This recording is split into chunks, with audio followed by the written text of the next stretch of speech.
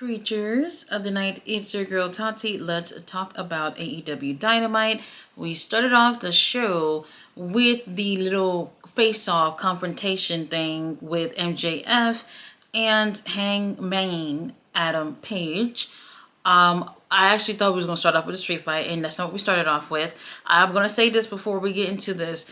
They were in Phoenix. The arena that they were was beautiful. I am loving these arenas that they've never been in. They have these really beautiful, layouts of where the seats are, so it definitely gives a different feel. I love these unique looking places, and it's good for AEW. They don't need to be trying to sell out football stadiums. Like, these smaller shows, these smaller venues look so great. And I tell you, every opportunity they got to give you a camera shot from all over the building, they did it, and I love it. They're just showing off, and that's cool. I'm cool with it. It looked absolutely amazing. But what was not amazing was for the whole fucking 17 minutes this whole thing dragged on with Hangman and MJF.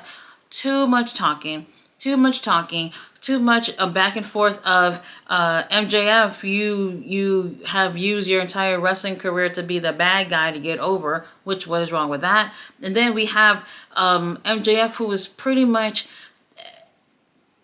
what they did here was use the Christopher Daniels situation to really get people to see Hangman more in a babyface way. Hangman said every little nice thing he could think of about Christopher Daniels. Even the crowd was cheering for Christopher Daniels, fallen angel, and everything.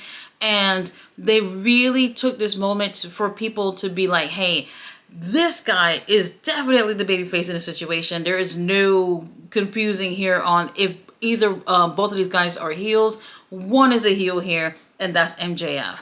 Honestly, for 17 minutes to do that, I think went on a little too long for me. They got into it in terms of MJF spitting on Hangman. You can see the spit hanging off of Hangman, little strands of hair. And the use of security guards who was standing, surrounding the rings the whole time, they kind of did something and kept these guys away from each other. And Christopher Daniels come out there reminding Hangman that, hey, you're a good guy. Just breathe, and everything will be fine. Honestly, it did not give me, and I guess a few other people, what they was hoping for in terms of when these two finally got together. In terms of them having a match, they made it official. It will be at Revolution. I do think that things are going to get better from here up until they get into that match, and I think all of this is going to be worth it. But this 17 minutes, I ain't care for it at all. After this, we come back from commercial. Well, first we had our stepdaddy and them coming out.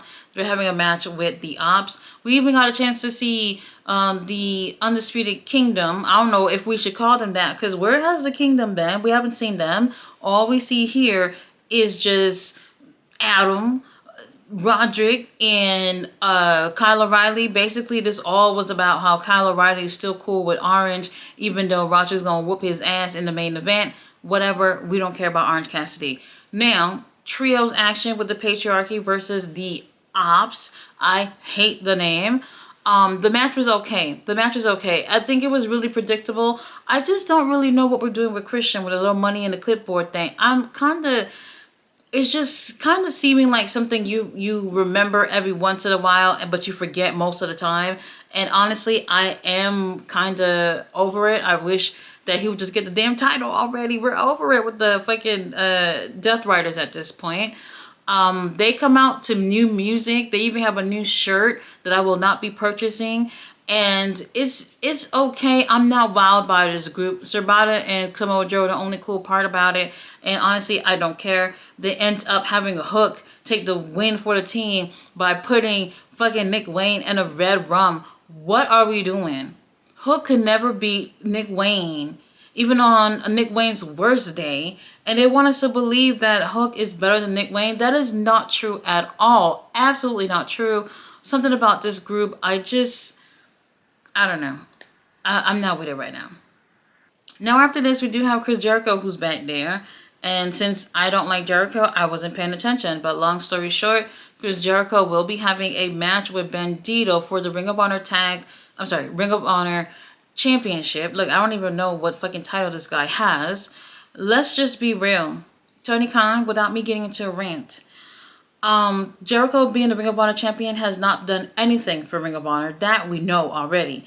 But you have people like me who pays $10 a month for a subscription. Why are you constantly taking the biggest title of this motherfucking promotion and keep defending it on AEW? Why are we paying for this shit? Why are we not seeing champions defending their titles on Ring of Honor? Like, do you not realize that we're paying for this, so we would like to see this? You're not giving the people who's actually paying their money to see this what they deserve. And instead, it's like, we're going to put it on AEW. I don't think that they actually look at a situation like this at all. Because if they did, then this would not be on fucking Collision. I'm moving on. I'm moving on over it.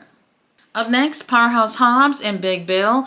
When I tell you the crowd loved this, they loved it. It's a street fight. They typically love this type of stuff. But two meaty men, Powerhouse Hobbs spent like a good amount of that match with that shirt on, which is a crime. Big Bill came out with a backpack and them abs. Oh my God, amazing. Let me just say this. At first, I was upset about them doing this match and I would not have booked this match. I would have definitely kept it for them to ride out the feud until the pay-per-view, because these two guys are young. They could definitely stretch this out to make it a big deal for some up-and-coming stars. Like these two guys, the crowd do connect with them.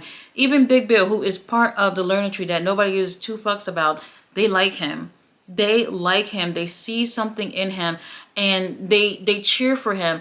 And it's very interesting too, because the crowd was like, "Hey, we got two." There was a what were they saying? They had a whole bunch of meat chants that was going on throughout this match. They were just in love with these guys, and it was very interesting to see Big Bill getting love recently when he's supposed to be booed with fucking Jericho.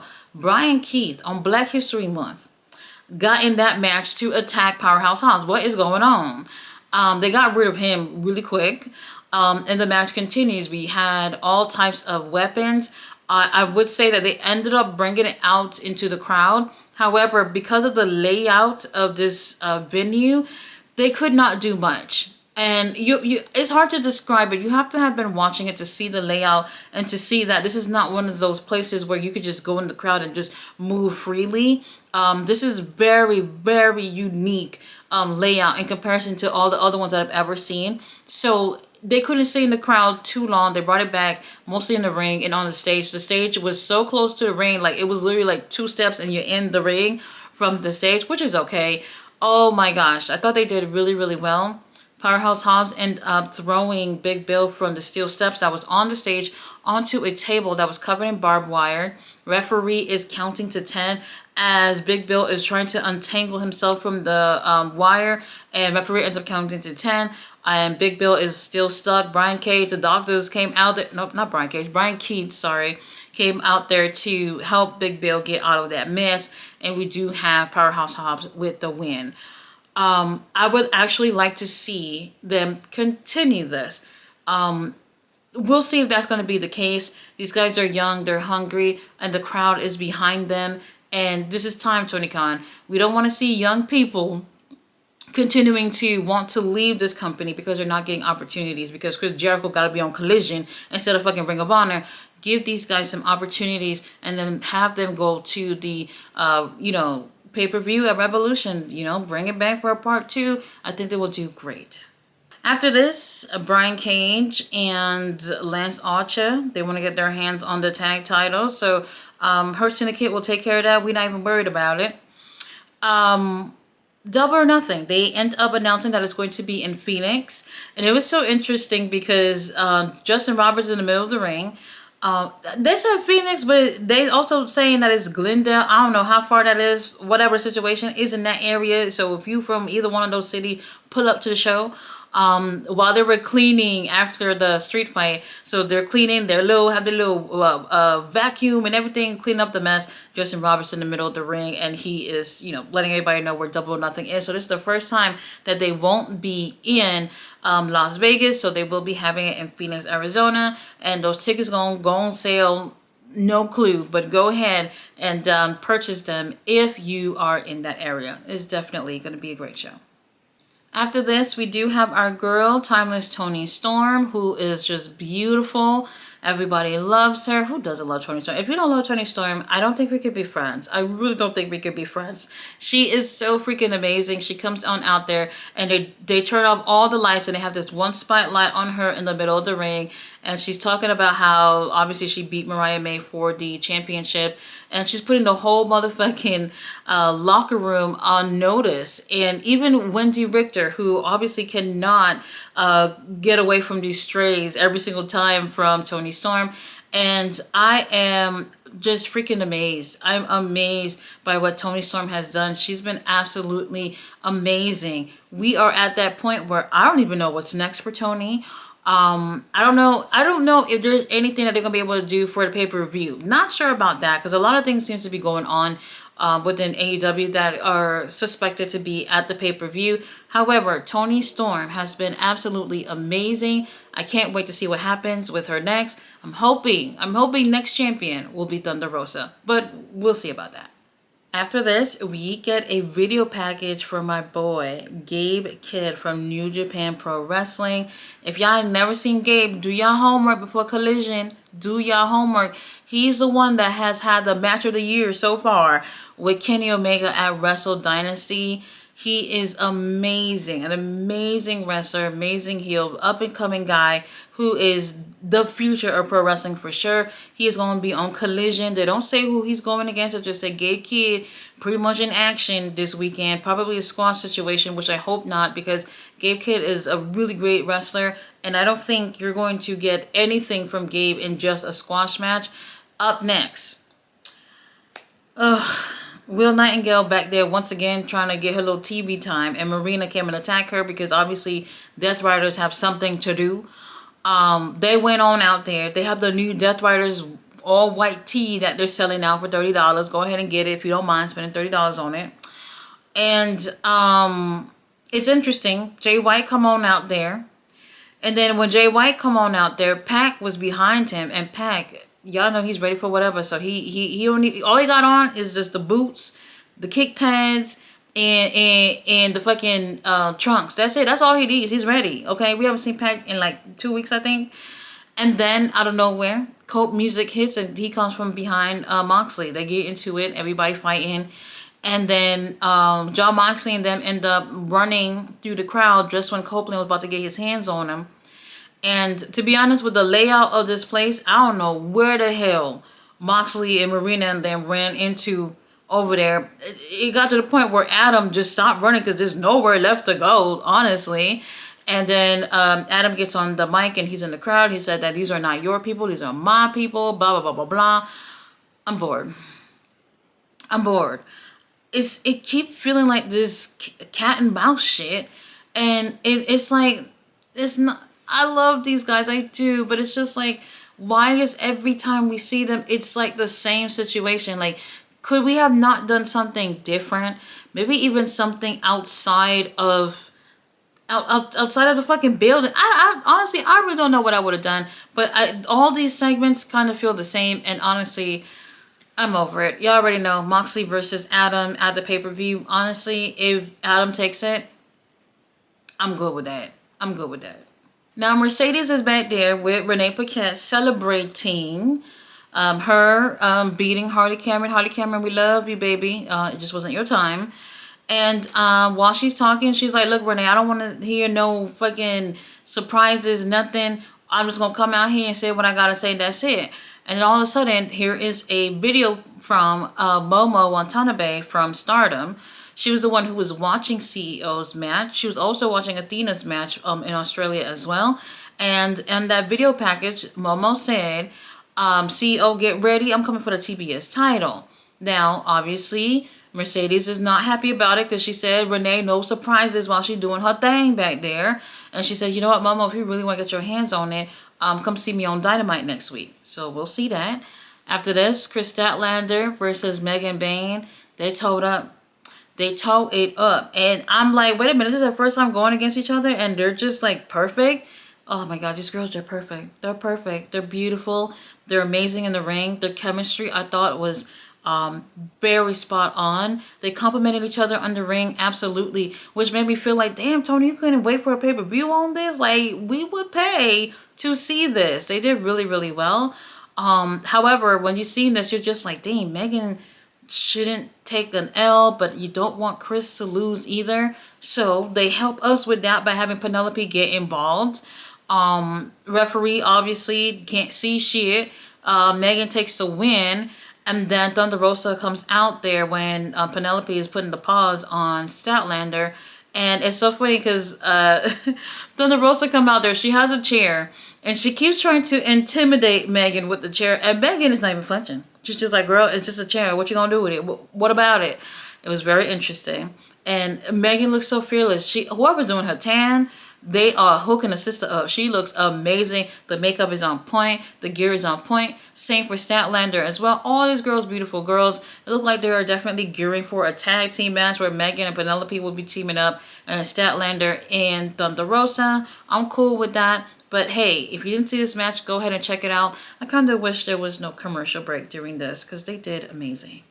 After this, Max Caster and his little open challenge thing that we're over. You lost 2 of the matches so far. Haven't won anything. We're over it. Ricochet, who I didn't know was going to be here, came out. He had the jacket.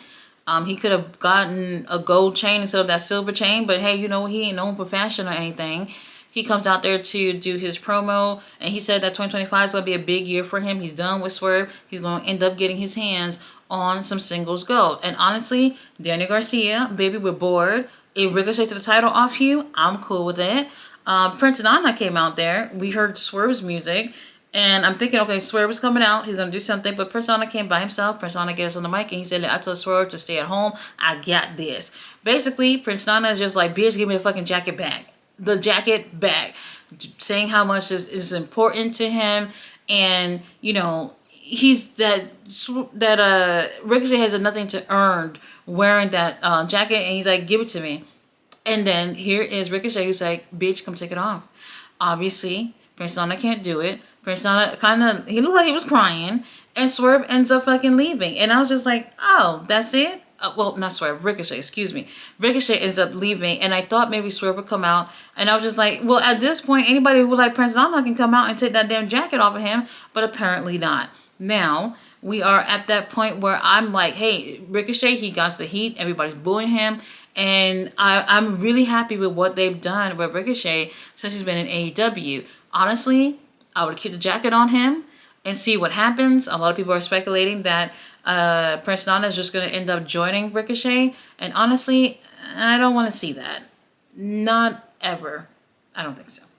All right, so now we have the Revolution International Championship Series match. Orange Cassidy, your boy is back, versus Roderick Strong. And I will say this, all night we had Ian, Riccaboni, and we had Taz, and we had Excalibur doing commentary. Shivani was not there, thank God. And then all of a sudden, JR just came to the table and started doing commentary. I was like, where you been? Which is very interesting because he typically only joins for like the main event of pay-per-views. So that was interesting that he's there. I guess he was like, oh, well, Orange Cassidy back, so I might as well come back too. So he was over there doing commentary for the match. This is fucking Roderick and Orange Cassidy we're talking about. Y'all know I can't stand Orange Cassidy, but he's amazing in the ring.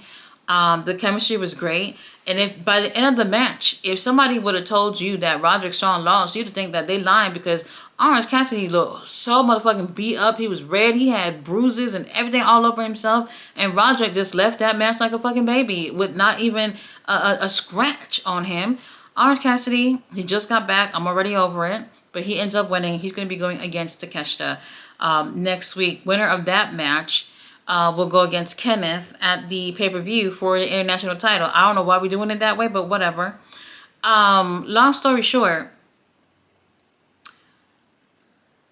Takeshita, Mark Davis, Uncle Don, they all came on out there to beat up on Orange Cassidy, and why not? Why the fuck not? And then, who came out to save Orange Cassidy? Kenny Omega came on out there to save him. Kenny and fucking what's his name, Orange Cassidy doing all these moves and shit, and Kenny Omega. Did you know Kenny Omega had the nerve to not take that t-shirt off? Like, give the ladies what we want. We only have like 2 minutes before the show is over, and you came on out there with a t-shirt. Lovely. He comes on out there, take care of business with Takeshita and Mark Davis, and they're standing tall. Very interesting. Very interesting. The show was not bad. The venue, lovely. The crowd, lovely. I don't know if that was their first time in Phoenix, but I did actually like the venue and how the crowd seemed to be really into the show. So Tony Khan, make sure y'all come back over there after Double or Nothing. Not bad. We'll see what ends up happening on Collision. I think it's tape. I'm not 100% sure. Whatever situation is, I think we're doing great. I think we're doing great. There are some things that I don't care for, but we're doing great. The Death Riders thing, whatever's going on with our stepdaddy Christian, like, something got to come about all of this stuff. Because I think people are kind of bored at this point. It's your biggest storyline. We got to pick things up, especially when you got fucking the patriarchy taking L's every time. I don't know what that's about, but Tony Khan, fix it. Guys, thanks so much for watching my review. I will be back tomorrow with a review on Ring of Honor. I'll see you guys then. Bye.